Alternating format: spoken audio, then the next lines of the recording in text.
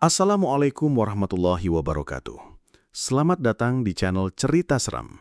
Sebelum lanjut cerita, tulis selawat dulu di komentar ya, agar kelak kita mendapatkan syafaat di akhirat nanti. Amin. Hidup kami awalnya begitu sederhana, tapi penuh cinta.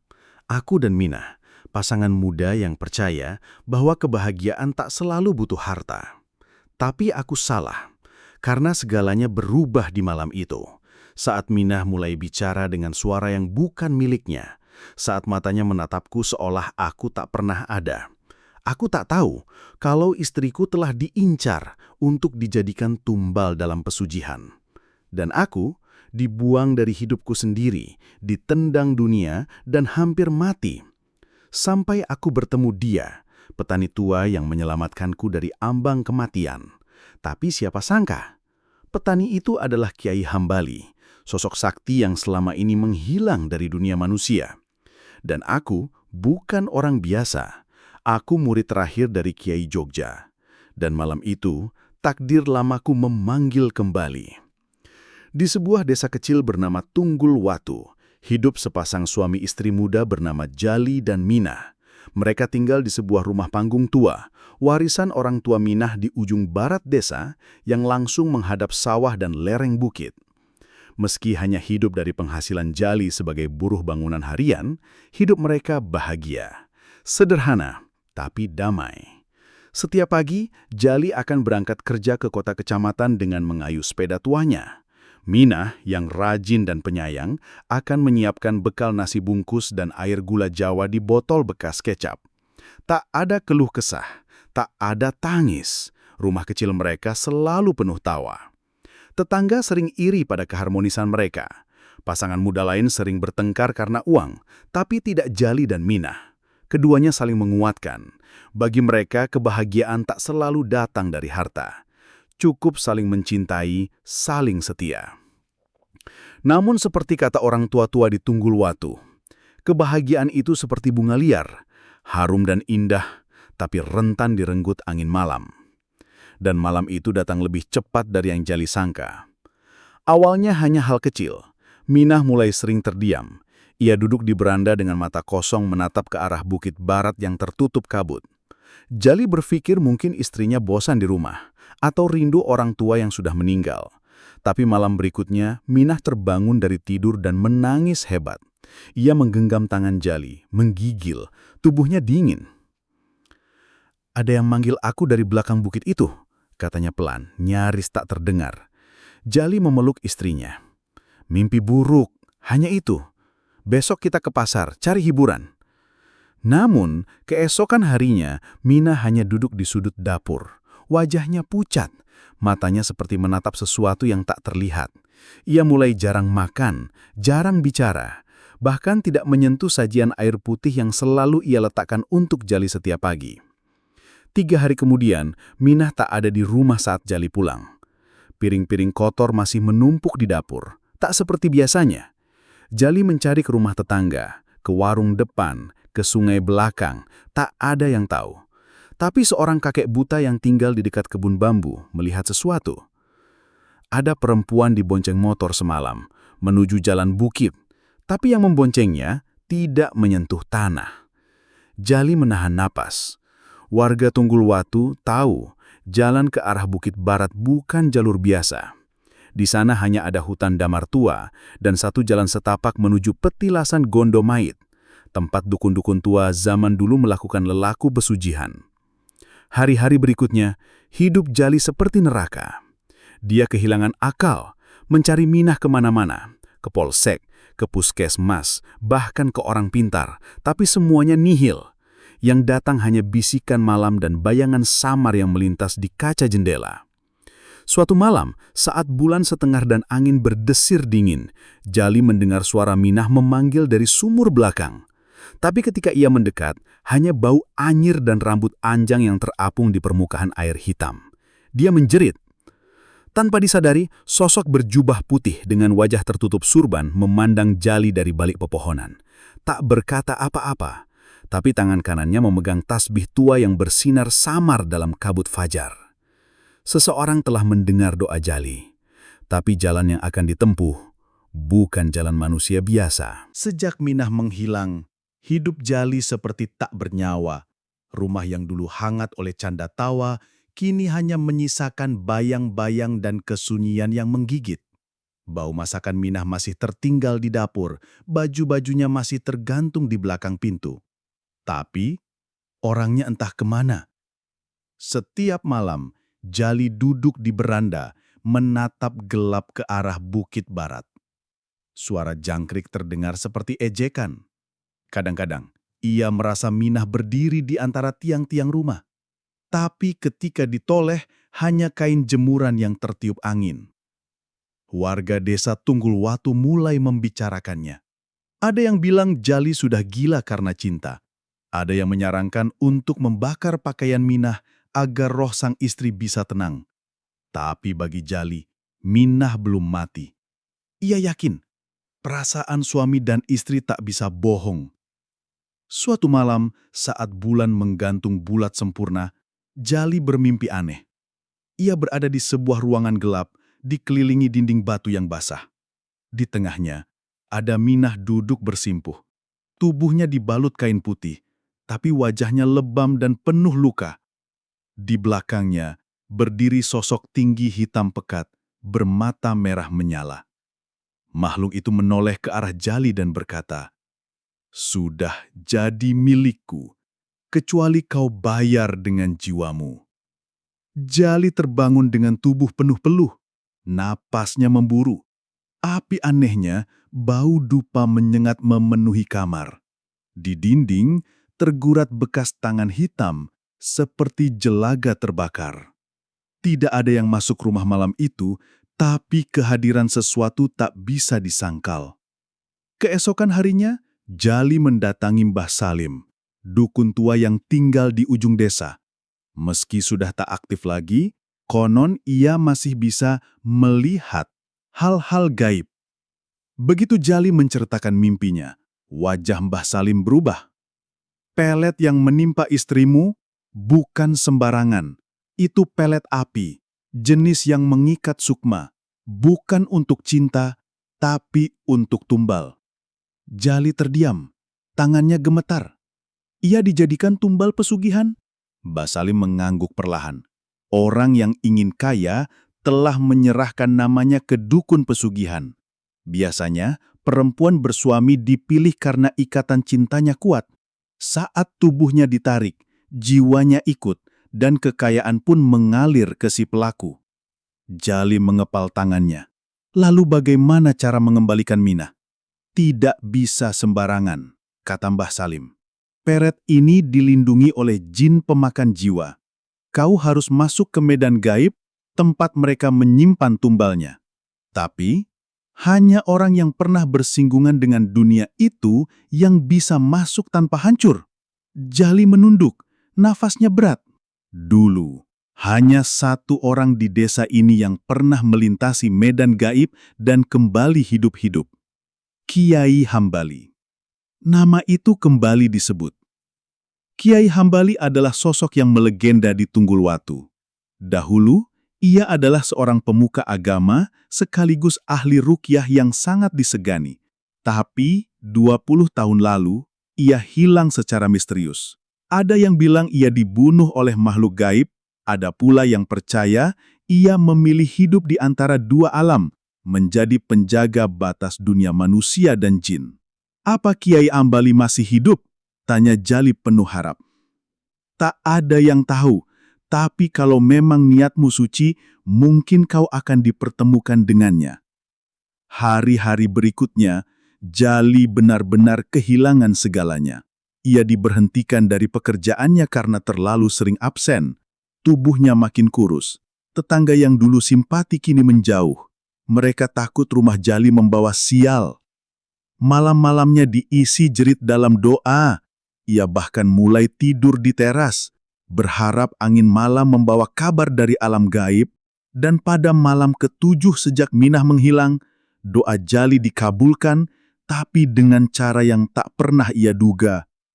Saat malam menyelimuti desa, Jali mendengar suara langkah kaki dari kebun belakang, pelan tapi berat seolah menginjak tanah basah. Ia mengintip dari balik jendela dan melihat sosok Minah berdiri diam menghadap sumur. Tapi tubuh Minah tampak tak wajar. Lehernya miring, rambutnya terurai panjang hingga menyentuh tanah. Wajahnya pucat kehijauan, matanya kosong. Dengan berani, Jali keluar dan memanggil, "Minah!" Sosok itu menoleh cepat dan senyum lebar merekah, memperlihatkan gigi hitam-hitam. Tapi sebelum Jali bisa melangkah, sosok itu melompat ke dalam sumur dan hilang. Pagi harinya, Jali mendatangi sumur itu. Di sana, ia menemukan satu helai kain kerudung milik Minah yang masih basah. Dan di sisi sumur, tergurat simbol aneh seperti huruf kuno. Dalam kebingungan, Jali mengambil kain itu dan membungkusnya di dada. Ia merasa harus pergi dari desa, entah kemana, tapi hatinya yakin jawaban ada di luar batas kampung ini. Sebelum matahari terbenam, Jali meninggalkan Tunggul Watu. Ia hanya membawa sebotol air, sebilah pisau, dan kerudung Minah yang belum kering. Tanpa sepeda, tanpa bekal, ia berjalan menuju arah barat ke perbukitan tempat Minah terakhir kali terlihat. Langkah kakinya berat, tapi tekadnya sudah tak bisa ditahan lagi. Yang satu-satunya ia pikirkan adalah, kalau aku harus mati untuk membawa pulang istriku, aku rela. Tapi kalau ada yang masih bisa kuselamatkan, aku tak akan menyerah. Walau harus berhadapan dengan iblis sendiri. Di kejauhan, kabut mulai turun. Langit berubah abu. Jalan setapak menuntunnya ke arah hutan damar tua, dan di ujung sana, seseorang sedang menunggu. Langkah Jali terasa berat. Setelah berhari-hari tanpa tidur, tanpa makan layak, tubuhnya seperti boneka kosong yang hanya digerakkan oleh tekad. Di tangan kirinya, masih tergenggam kain kerudung milik Minah yang ia temukan di dekat sumur. Bukti terakhir bahwa istrinya masih hadir, entah sebagai manusia atau hanya sisa sukma yang tersesat. Ia meninggalkan desa saat senja mulai turun, berjalan menuju barat ke arah Bukit Setra, tempat yang selama ini dianggap tabu oleh warga Tunggul Watu.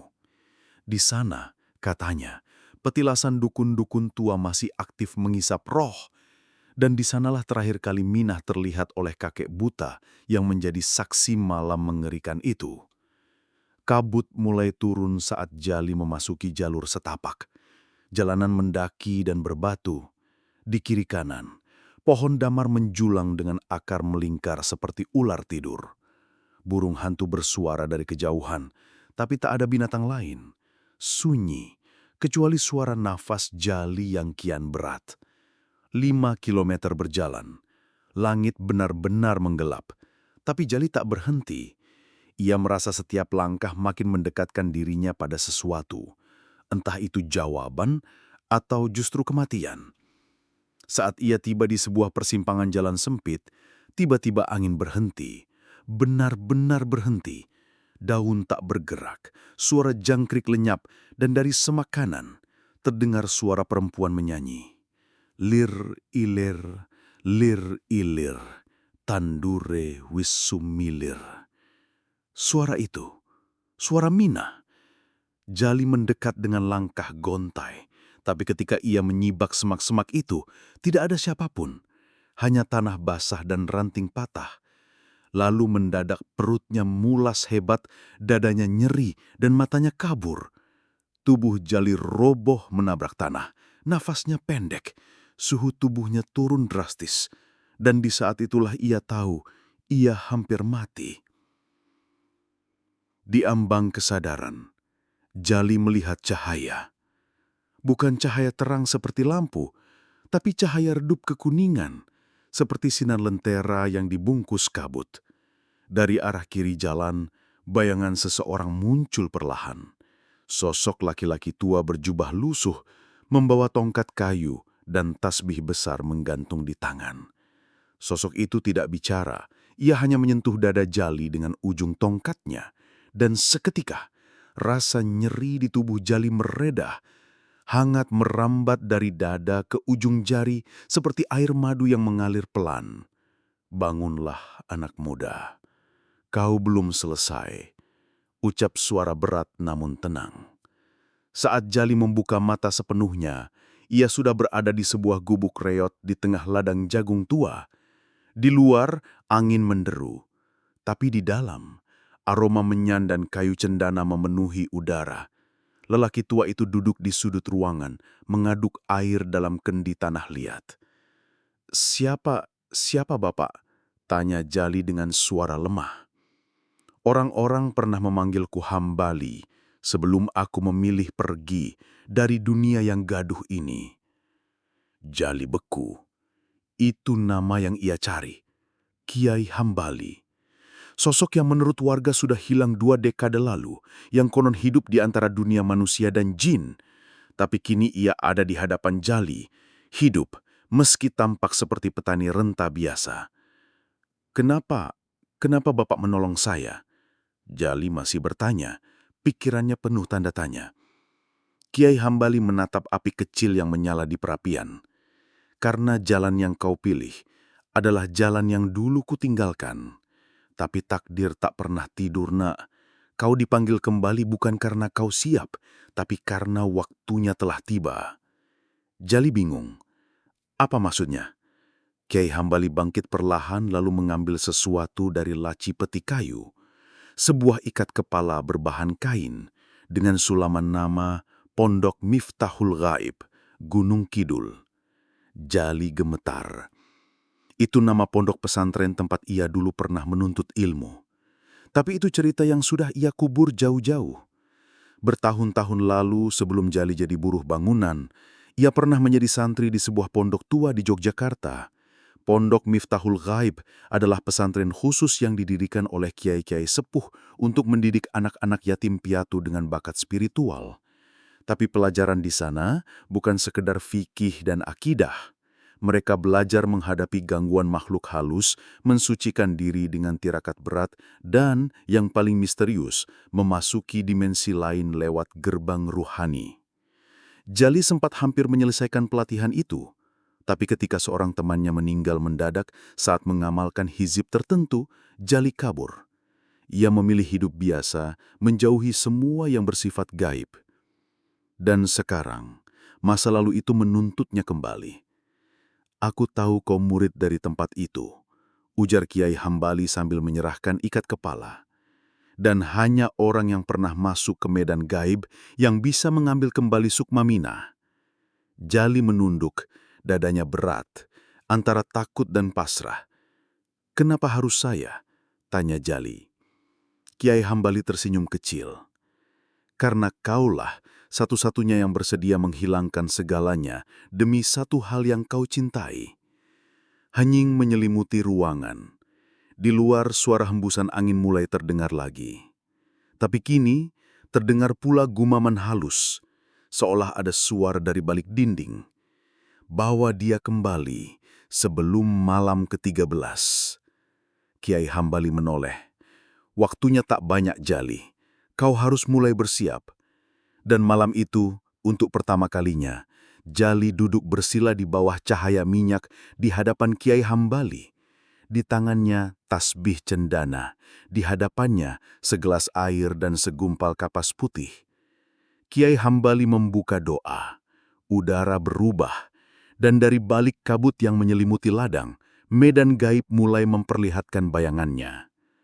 Perjalanan Jali baru saja dimulai, dan langkah berikutnya tidak akan bisa kembali. Malam itu, di tengah dinginnya ladang yang diselimuti kabut, Jali duduk bersila di lantai bambu gubuk sederhana milik Kiai Hambali. Lampu minyak bergoyang perlahan ditiup angin halus, memantulkan bayangan Jali dan Hambali ke dinding bambu yang lapuk.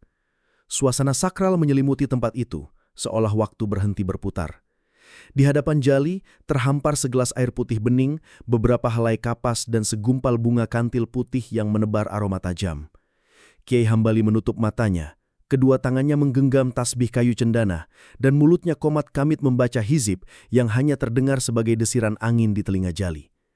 Jali menggigil, bukan karena dingin, tapi karena tubuhnya bereaksi aneh. Pelipisnya berdenyut, lehernya terasa dicekik oleh sesuatu yang tak kasat mata. Dadanya sesak, lalu tanpa aba-aba air matanya mengalir sendiri. Guncangan batin itu datang dari jauh, bukan dari tubuhnya, tapi dari dalam jiwanya. Tenangkan hatimu, ucap Kiai Hambali lirih. Apa yang kau alami malam ini adalah kunci untuk membuka ingatanmu yang terhapus. Sesaat kemudian, bayangan-bayangan masa lalu mulai berdatangan. Jali melihat dirinya mengenakan sarung dan peci, duduk di teras sebuah pondok tua, memandangi gunung jauh di utara Yogyakarta. Ia masih remaja waktu itu, lugu, lapar akan ilmu. Ia bersama 10 santri lain menjalani hari-hari berat. Puasa mutih selama 40 hari, tidur hanya 2 jam, dan membaca hizib sebanyak 1000 kali sebelum fajar menyingsing. Jali ingat nama pesantrennya, Pondok Miftahul Ghaib, tempat yang hanya menerima santri pilihan, anak-anak yatim yang pernah bertemu langsung dengan dunia lain. Ia ingat guru-gurunya, Kiai Ramlan, Ustadz Lutfi, dan satu nama yang saat itu menghilang secara misterius, Hambali. Ya Allah, Kiai Hambali, bisik Jali sambil menatap sosok tua di depannya. Hambali membuka matanya. Ia tak tersenyum, tak terkejut. Ia sudah tahu Jali akan ingat. Kau pernah dipilih, kata Hambali. Tapi kau lari karena takut. Aku tahu rasa itu, karena aku juga pernah melarikan diri. 20 tahun lalu, Kiai Hambali adalah murid terbaik Miftahul Ghaib. Ia berhasil menembus medan gaib dan mengusir ratusan makhluk halus dari desa-desa di Jawa. Tapi satu misi membuatnya hancur. Ia gagal menyelamatkan seorang anak kecil dari sergapan jin pesugihan di alas Gumitir. Anak itu lenyap, dan sejak saat itu, Hambali menghilang. Banyak yang mengira ia tewas. Padahal ia memilih tinggal di perbatasan dunia, menjadi penjaga tak bernama. Tak semua orang kuat menanggung kegagalan, tapi kadang kegagalan adalah cara Tuhan menyempurnakan peran kita. Jali menunduk. Ia malu. Kenapa saya? Saya sudah meninggalkan semua. Saya buruh bangunan, Kiai. Hidup saya biasa. Saya takut. Kiai Hambali berdiri perlahan, mengambil kendi dan menyiramkan air ke lantai bambu yang membentuk lingkaran. Kau tidak dipanggil karena siap. Kau dipanggil karena kau satu-satunya yang masih punya cinta tulus. Cinta yang mampu menembus kabut, menantang dunia iblis, dan menghidupkan kembali cahaya yang padam. Minah, gumam Jali. Hambali mengangguk. Sukmanya masih terikat di medan gaib. Tapi kau harus tahu, medan itu bukan tempat semua orang bisa masuk. Jika kau belum bersih, jiwamu akan tercerai di dalam sana. Jali menghela napas. Di dalam pikirannya, wajah Minah terus hadir. Senyumnya, suaranya memanggil dari jauhan, dan terutama tatapan matanya yang terakhir kali ia lihat di beranda rumah, kosong, tapi seperti minta tolong. Apa yang harus saya lakukan, Kiai? Kiai Hambali mendekat. Dari dalam peti kayu, ia mengeluarkan sebotol minyak hitam pekat, seutas benang merah, dan keris kecil berselubung kain kuning. Ini bukan jimat, ini adalah penanda bahwa kau sudah siap. 3 malam ke depan, kau harus menjalani lelaku penyucian. Tanpa makanan, tanpa suara, tanpa keluar dari garis lingkaran ini, katanya menunjuk lingkaran air yang tadi ia buat. Setiap malam, bacalah doa ini. Hambali menyerahkan secari kertas tua bertuliskan Arab gundul. Jika kau bertahan, maka gerbang medan gaib akan terbuka. Tapi jika tidak, kau tak akan pernah kembali ke dunia ini. 3 malam itu berjalan seperti neraka. Malam pertama, tubuh Jali seperti disayat 1000 jarum. Ia muntah berdarah, tapi tak boleh bicara. Telinganya mendengar laulan dan suara kaki di atap. Tangannya membeku. Malam kedua, ia mulai melihat sosok Minah duduk membelakanginya. Tapi ketika ia ingin bicara, mulutnya terasa dijahit. Minah menangis, tapi suaranya bercampur tawa jin. Ia hampir lari dari lingkaran, tapi teringat pesan Hambali. Jika kau keluar, kau akan dibawa selama-lamanya. Malam ketiga, semuanya menjadi hening benar-benar sunyi, bahkan detak jantungnya seakan tak terdengar. Tapi saat itulah sebuah celah cahaya terbuka di langit-langit gubuk. Dari sana turun benang cahaya yang melingkari tubuh Jali, lalu dunia runtuh. Saat Jali membuka mata, ia sudah berdiri di sebuah tempat yang tak dikenalnya. Langit merah gelap, tanahnya seperti pasir yang berdarah. Suara laulan dan dentingan besi bersahut-sahutan. Di jauhan, ia melihat ribuan lentera tergantung di udara. Di tengahnya ada sosok perempuan berbaju putih, berdiri kaku dengan leher terikat rantai emas raksasa. Minah. Jali melangkah pelan. Tapi dari sisi kanan muncul bayangan tinggi besar, bersayap, bertanduk, bermata merah. makhluk itu mengaum, dan dari balik tubuhnya sebuah suara berat menggema. "Ini wilayahku, manusia. Pergi atau binasa." Jali menarik napas panjang. Ia bukan lagi buruh bangunan. Ia bukan hanya suami yang ditinggal. Ia adalah murid terakhir Kiai Jogja, dan kini ia kembali sebagai penjaga baru medan goib. Langkah Jali berat, tapi matanya lurus menatap ke depan. Di hadapannya berdiri sosok hitam raksasa dengan 2 tanduk melengkung dan mata merah menyala. Sayap sobek-sobek membentang di punggung makhluk itu, mengeluarkan bau daging busuk dan dupa terbakar. Ia berdiri di depan sosok Minah yang terikat rantai emas dan berdiri kaku seperti patung. Tubuhnya utuh, tapi jiwanya terperangkap. "Ini wilayahku, manusia. Pergi atau binasa." Suara makhluk itu menggema hingga langit merah di atas bergetar. Namun Jali tidak gentar. Ada sesuatu dalam dirinya yang menyala kembali, sesuatu yang dulu ia lupakan, sesuatu yang kini membakar kuat dari dalam dadanya. Kilasan masa lalu menyusup ke pikirannya. Saat usianya 13 tahun, Jali dibawa ke pondok Miftahul Goib di lereng Gunung Kidul. Ia adalah anak yatim yang sejak kecil bisa melihat bayangan orang berjalan di dinding, berbicara sendiri di kuburan, dan sering mengalami mimpi yang menjadi kenyataan. Orang kampung menganggapnya aneh, bahkan sebagian menyebutnya anak jin. Tapi seseorang mengenal potensinya. Seorang ustadz dari Yogyakarta bernama Ustadz Lutfi yang suatu hari datang ke Tunggulwatu. Ia membujuk ibunya untuk mengizinkan Jali mondok di tempat khusus. Pondok itu bukan untuk belajar ngaji biasa, tapi untuk melatih anak-anak terpilih menyeberang ke medan goib. Hari-hari di pesantren itu adalah hari-hari paling berat dalam hidup Jali. Ia dan 9 santri lain diberi bekal hafalan, hizib, dan teknik menghadapi gangguan makhluk halus. Mereka tidak hanya diajari membaca ayat, tapi juga membaca niat, menahan nafsu, dan menjaga batin agar tidak tergelincir. Setiap malam Jumat, mereka akan dibawa ke ruang bawah tanah pondok, tempat ada kolam kecil yang konon menjadi gerbang antara alam manusia dan jin. Di sana, mereka harus berzikir selama 2 jam tanpa henti. Tak sedikit santri yang pingsan, ada yang kerasukan, bahkan ada yang mati muda. Dan Jali adalah santri terbaik. Tapi ia juga yang melarikan diri lebih dulu. Suatu malam, salah satu sahabat karibnya, Fahmi, kerasukan saat tengah mengamalkan hizib Mahrul Hikmah. Wajahnya mendadak membiru, lidahnya menjulur dan suara makhluk halus keluar dari mulutnya sambil tertawa. "Yang ini kuat, tapi yang satunya lebih lezat. Nanti kami ambil bersamaan." Malam itu Jali ketakutan. Ia merasa ia yang disebut oleh jin itu. Ia percaya hidupnya akan diambil berikutnya. Maka sebelum fajar, ia kabur dari pondok dan tak pernah kembali. Ia meninggalkan ilmunya, ia meninggalkan takdirnya. Kini, berdiri di depan makhluk penjaga pesugihan, Jali tahu semuanya harus dihadapi. Ia tak bisa lari lagi.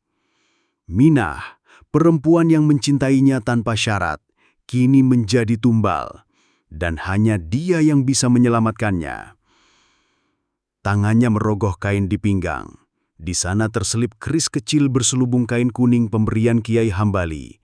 Dengan mantap, ia mengangkat keris itu ke langit, lalu membaca pelan ayat yang dulu paling ia takuti. "Wa qaddarna ilaiha dhalikal amr, anna mudamiruna al-alaya at-taghiyin." Langit bergemuruh. Makhluk bertanduk itu meraung. Tubuhnya mulai mengepul. Tapi ia belum kalah. Ia melompat dengan kecepatan kilap, menyerang Jali dengan cakarnya yang tajam. Jali mengelak.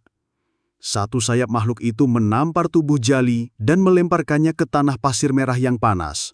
Darah keluar dari hidung Jali. Tapi ia berdiri lagi.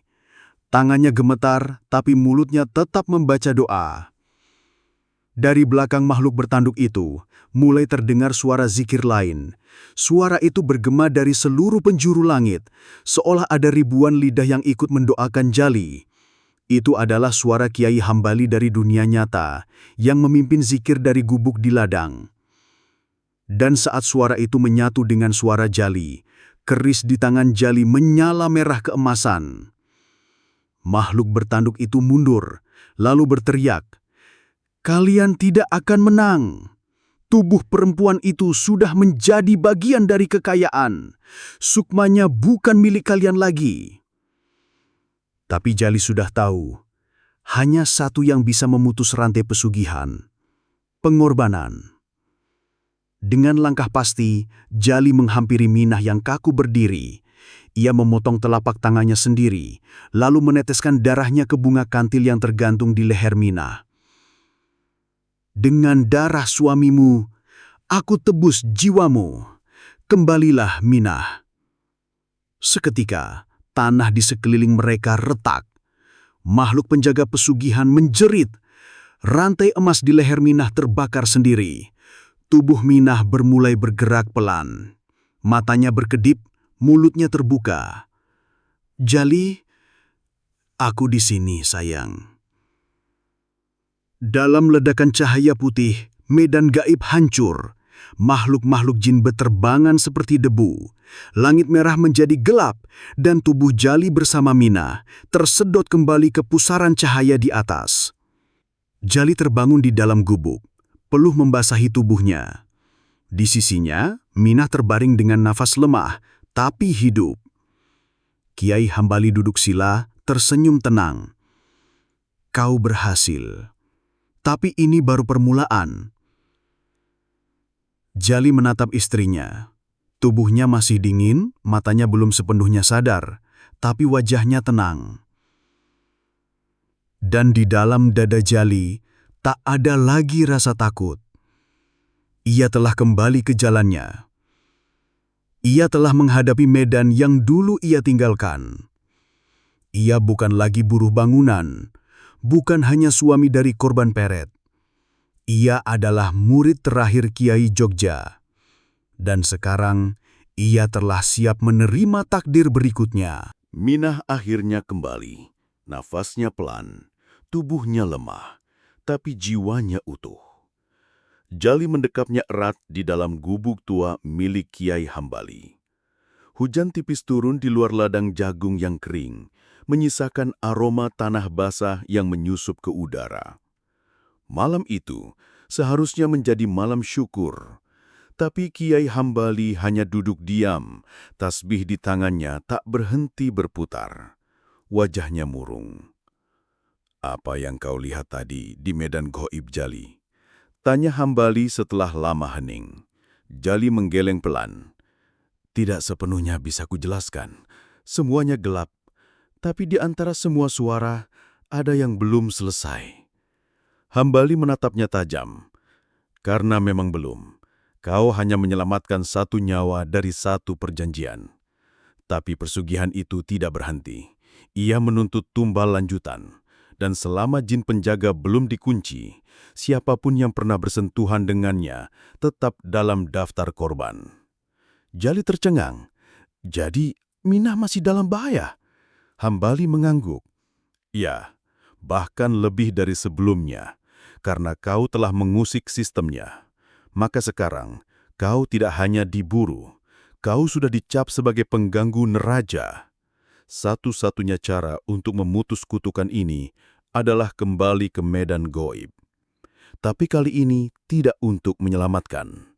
Kau harus menghancurkan gerbang pesugihan itu." Jali memandang Minah yang masih terbaring di tikar. Bibirnya sudah mulai bergetar, matanya berkedip pelan. Ia sadar, tapi sangat lemah. Kiai Hambali membuka sebuah peti kayu yang ia sembunyikan di bawah lantai bambu. Di dalamnya ada gulungan kain kuno, sebilah keris panjang berkarat, dan sebuah peta yang aneh. Bentuknya seperti jaring laba-laba dengan titik-titik merah yang tersambung oleh garis hitam. "Inilah medan gaib Nusantara. Ada ratusan jalur di bawah tanah negeri ini, tapi ada 7 gerbang utama pesugihan, dan salah satunya berada tepat di perbukitan belakang desa Tunggulwatu. Jali menatap titik merah paling besar di peta itu. Namanya tertulis dalam huruf aksara Jawa kuno, Gondo Mayit. Tempat itu bukan sekedar petilasan Jali. Itu adalah pintu utama untuk jenis pesugihan paling kejam. Pesugihan api leluhur di mana kekayaan didapat dari warisan darah manusia. Tidak semua dukun bisa masuk ke sana, dan tidak semua manusia bisa kembali setelah masuk. Jali mengepalkan tangan. Apa yang harus saya lakukan? Hambali meletakkan keris panjang itu ke pangkuan Jali. Ini adalah warisan dari Kiai Sepuh di Gunung Muria.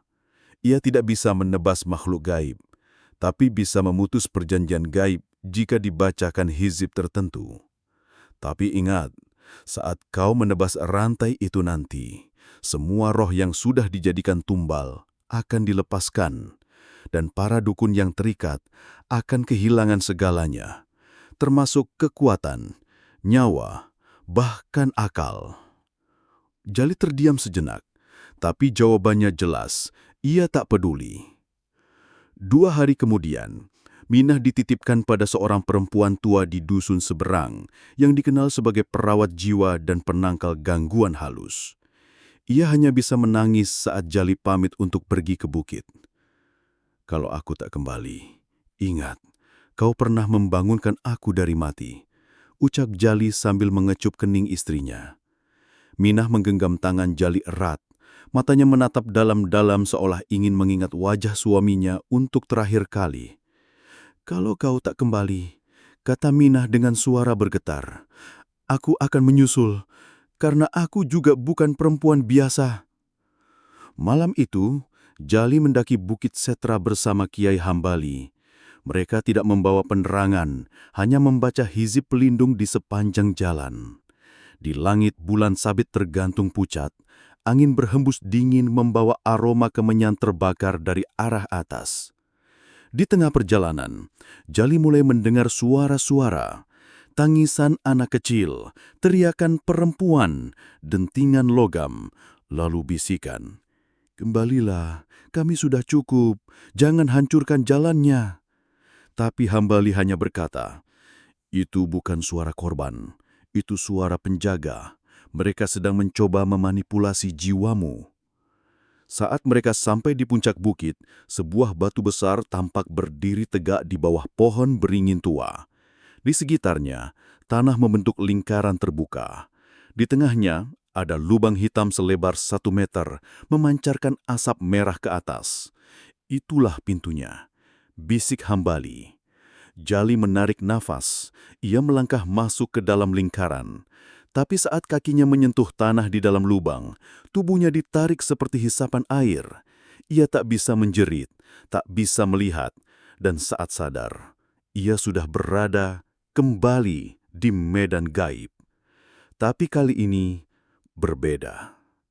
Langitnya sepenuhnya gelap, tidak merah, tidak oranye, tapi hitam kelam. Tanahnya seperti abu, dan udara mengandung listrik. Di jauhan, ribuan sosok manusia terikat rantai, berdiri di tepi jurang, masing-masing menatap kosong. Di tengah lapangan itu ada singgasana besar yang terbuat dari tulang dan emas, dan di atasnya duduk seorang pria muda berbaju hitam, bertato seluruh tubuh dengan mata putih tanpa bola. "Kau kembali, anak pesantren. Kali ini untuk menghancurkan kerajaanku." Jali menggenggam keris, ia membaca hizib keras-keras, dan untuk pertama kalinya, jin-jin penjaga itu menjerit dan mundur. Tapi sang penguasa tertawa. Tak semudah itu, takdir selalu menuntut imbalan. Jali tahu, tak ada cara lain, ia harus menebas rantai utama yang tertanam di pusat medan goib. Tapi untuk ke sana, ia harus melewati jalur yang penuh dengan arwah gentayangan, energi sisa tumbal dan makhluk-makhluk hasil perjanjian manusia dengan iblis. Ia melangkah dengan mantap, keris di tangan menyala merah, dan di dadanya bukan lagi rasa takut, tapi kesadaran bahwa hidupnya bukan miliknya lagi. Ia adalah bagian dari perlawanan, bukan hanya untuk Minah, tapi untuk semua yang sudah dikorbankan. Langkah-langkah Jali menggema pelan di tanah abu yang membakar kaki. Di langit yang pekat, kilat menyambar tanpa suara, menyibak sesekali pemandangan medan gaib yang mengerikan. Ribuan sosok terbelenggu, menunduk, berselimut kabut gelap. Setiap mereka adalah korban, orang-orang yang dijadikan tumbal dalam perjanjian pesugihan. Ada yang masih berpakaian lengkap seperti di dunia nyata, ada yang telanjang dengan kulit membusuk, dan ada pula yang tubuhnya bolong-bolong seperti dihisap dari dalam. Dan mereka semua diam, tak satu pun bergerak, seolah hidup tapi tak bernyawa. Di tengah medan itu, sebuah monumen besar berbentuk tangan mencengkram cincin rantai raksasa. Rantai itu menembus ke dalam tanah, terus menghilang ke pusat medan gaib. Dari sana, cahaya merah menyala pelan. Jali tahu, itulah pusat kekuatan perjanjian. Dan rantai itulah yang harus ia putuskan dengan keris yang kini menyala merah di tangannya. Tapi sebelum ia bisa melangkah lebih dekat, sosok penguasa medan gaib muncul. Ia berdiri di atas singgasana tinggi, mengenakan jubah hitam dengan mahkota dari potongan tulang tengkorak. Tubuhnya seperti manusia, tapi berpendar merah dari dalam. Matanya tanpa bola. Tangannya memegang tongkat panjang dengan kepala kerbau di ujungnya. Kau benar-benar berniat mengakhiri semuanya. Suaranya datar, namun menggetarkan seluruh tanah. Jali mengangkat kerisnya, menjawab tanpa gentar. Aku akan memutus rantai ini. Aku akan bebaskan mereka semua. Penguasa itu tertawa. Suaranya seperti besi digesek dengan batu. Kalau begitu, kau harus bertaruh nyawa, karena rantai ini bukan milik jin saja. Ia juga milik manusia-manusia tamak yang telah menandatangani perjanjian. Dan ketika rantai ini putus, kutukan akan menyebar kepada para pemilik kekayaan haram di dunia nyata. Kau siap menanggung dendam mereka? Jali mengangguk. Biarkan mereka datang, tapi biarkan pula semua korban pulang. Penguasa itu mengangkat tongkatnya tinggi. Dari tanah di sekitar Jali, mulai muncul 3 makhluk besar. Tubuhnya seperti singa, tapi berkepala manusia dan memiliki sayap dari besi tajam. Mereka menggeram, mengepung Jali dari 3 arah. Tanpa ragu, Jali membaca doa yang dulu hanya diajarkan kepada santri tingkatan akhir. Ya Hayyu, Ya Qayyum, birahmatika astaghis. Tiba-tiba, keris di tangannya mengeluarkan api biru. Cahaya itu menusuk mata makhluk-makhluk itu. Satu makhluk menerjang, tapi Jali memutar badannya dan menghantam tepat ke dada makhluk itu. Ledakan terjadi, 2 makhluk lain mundur. Dari balik bayang-bayang, para arwah korban mulai menangis. Tapi ada juga yang perlahan berdiri. Mata mereka mulai mencarkan cahaya putih samar. Sebagian mulai membisikkan zikir. La ilaha illallah, la ilaha illallah. Lanjutkan, teriak suara tua dari angin. Itu suara Kiai Hambali, memantau dari alam nyata melalui perantara ruhani. Jali menatap rantai utama. Ia melompat, menghindari 2 makhluk lain, dan berlari sekuat tenaga menuju tangan batu yang mencengkram rantai itu. Semakin dekat ia ke rantai itu, telinganya dipenuhi bisikan ratusan suara, tangisan, ejekan, bahkan bisikan Minah. Tolong, aku masih di sini, jangan tinggalkan aku lagi. Tapi Jali tak goyah. Ia tahu ini ilusi, ini perang batin. Akhirnya, ia sampai di bawah tangan batu itu. Ia bersimpuh membaca ayat pemutus perjanjian. Inna fatahna laka fathan mubina. Kerisnya diangkat tinggi, dan saat ia menebas rantai besar itu, suatu ledakan cahaya merah terjadi, tanah berguncang, langit terbuka, makhluk-makhluk penjaga meraung, dan satu persatu, sosok manusia yang terbelenggu mulai jatuh berlutut lalu menghilang seperti debu di bawah angin. Jali menutup matanya. Ia merasakan tubuhnya hancur, seolah dirobek oleh ribuan dimensi. Tapi ia tidak berhenti. Ia terus membaca doa, sampai suara terakhir di medan itu lenyap. Ketika Jali membuka matanya lagi, ia sudah berada di ladang, di dekat gubuk Hambali. Tubuhnya penuh luka, nafasnya pendek. Tapi ia hidup. Dan di sebelahnya berdiri Minah, menatapnya sambil menangis. "Kau kembali," bisiknya. Kiai Hambali berdiri di belakang mereka, tangan bersedekap, matanya lembab. "Kau telah menyelesaikan satu bab. Tapi ingat, ini baru awal." Malam itu, desa Tunggulwatu menjadi hening. Tapi beberapa orang kaya di kota tetangga tiba-tiba ditemukan tak sadarkan diri. Beberapa lainnya kehilangan ingatan. Di berita lokal muncul kabar bahwa seorang pebisnis besar mengalami kebutaan mendadak saat memandangi lukisan kuno. Tak ada yang tahu, itu efek dari rantai pesugihan yang terputus. Sementara itu, Jali, Nama, kini tak lagi menjadi orang biasa. Ia menjadi penjaga perbatasan, murid warisan terakhir dari dunia lama yang kini muncul kembali. 3 malam setelah pemutusan rantai pesugihan, desa Tunggulwatu berubah. Langit lebih cerah, angin lebih tenang, dan bau amis yang selama ini melayang di sekitar perbukitan menghilang seketika. Namun bagi Jali, ketenangan itu adalah selimut tipis yang menutupi medan perang berikutnya. Ia duduk di depan gubuk Kiai Hambali, menatap matahari terbit. Minah berada di dalam, tidur dalam damai, untuk pertama kalinya sejak kejadian itu, tanpa mimpi buruk, tanpa menangis dalam tidur, dan tanpa bayangan hitam yang mengendap di matanya. Tapi Jali belum bisa memejamkan mata.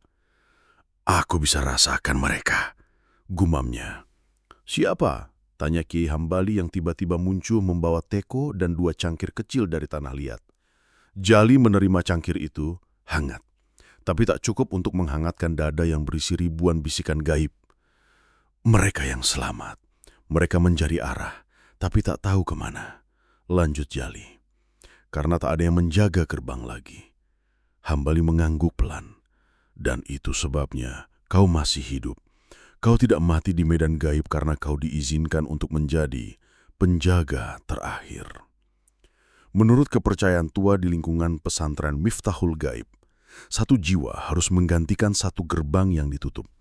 Jika tidak, kekacauan antara alam akan merembes ke dunia manusia. Makhluk-makhluk pesugihan, jin pengembara, dan arwah tak sempurna akan mencari celah baru untuk muncul. Dulu Kiai Hambali pernah menjadi penjaga, tapi ia tak mampu bertahan saat kehilangan anak kecil yang gagal ia selamatkan. Ia melarikan diri, bersembunyi di ladang, menjelma sebagai petani tua, menunggu takdir mencari penggantinya. Kini, takdir itu telah tiba dan memilih Jali. Pagi itu, Kiai Hambali membawa Jali ke sebuah mata air kecil di balik bukit. Mata air itu dijaga oleh pohon randu raksasa yang akarnya menjulur seperti ular naga. "Ini bukan air biasa. Ini tempat transisi. Jika kau minum air ini dan membaca ayat yang kuajarkan, maka kau akan resmi menjadi zuriyah penjaga gerbang. Kau akan bisa mendengar panggilan dari medan manapun. Tapi sebaliknya, kau tak akan pernah hidup sebagai manusia biasa lagi." Jelas Hambali. Jali menatap pantulan wajahnya di air. Ia tak lagi melihat buruh kasar. Ia melihat wajah yang lelah, penuh luka, tapi juga kokoh. "Aku siap," katanya. Setelah ritual dilakukan, tubuh Jali menggigil. Ia muntah darah tipis. Telinganya berdenging, tapi tidak pingsan. Dan tak lama, dari kejauhan, suara lolongan terdengar. Bukan suara mengerikan, tapi lebih seperti bisikan permintaan tolong dari berbagai arah. Ia kini mendengar semuanya. Di selatan, seorang anak kerasukan sejak malam Jumat. Di utara, seorang dukun mati, tapi kuburannya tidak diterima tanah. Di barat, sebuah gua tua mengeluarkan bau kemenyan, padahal tak ada ritual. Dan di timur, seorang lelaki kaya kehilangan akalnya setelah bermimpi dibakar api hitam. Itulah tugas Jali sekarang, menjaga batas, menutup celah, dan mengantar ruh-ruh tersesat ke arah yang seharusnya. Minah bangun di hari ketiga dan memeluk Jali erat. "Jangan pergi," katanya lirih. "Aku tidak pergi, aku cuma tak bisa tinggal." Jali membangun gubuk baru di tepi hutan, tempat di mana sinyal dunia nyata tak menjangkau. Ia menghabiskan hari-harinya membantu warga tani, malam-malamnya untuk menjaga gerbang ruhani. Kadang ia hanya duduk bersila di tanah, kadang masuk ke pusaran mimpi orang, kadang bertarung dengan makhluk yang tak bisa dijelaskan oleh logika. Warga sekitar memanggilnya Pak Jali Kuncen, tapi hanya Minah dan Hambali yang tahu, ia adalah pewaris terakhir ilmu gaib Jawa, penjaga medan gaib yang bangkit dari cinta, kehilangan, dan penyesalan. Sebuah mobil hitam berhenti di ujung hutan. Seorang pemuda berdasi turun, wajahnya panik. Ia membawa sebuah koper berisi uang dan foto adiknya yang hilang secara misterius di daerah Kalibawang. Ia disambut oleh seorang wanita tenang yang mengenakan kerudung dan membawa termos air. "Maaf," katanya lembut. "Pak Jali sedang berada di medan gaib, tapi kalau kamu mau menunggu dan benar-benar tulus, mungkin beliau akan datang sebelum malam." Pemuda itu mengangguk, menatap hutan lebat di depannya. Dan jauh di balik semak-semak, di tempat yang tak bisa dilihat mata biasa, Jali berjalan dalam kabut, menyusuri lorong-lorong antara dunia sambil membawa cahaya kecil di tangannya dan doa di dadanya. Semua berubah saat istriku kena pelet. Aku tersingkir, tapi takdir lama memanggilku. Ternyata aku bukan orang biasa.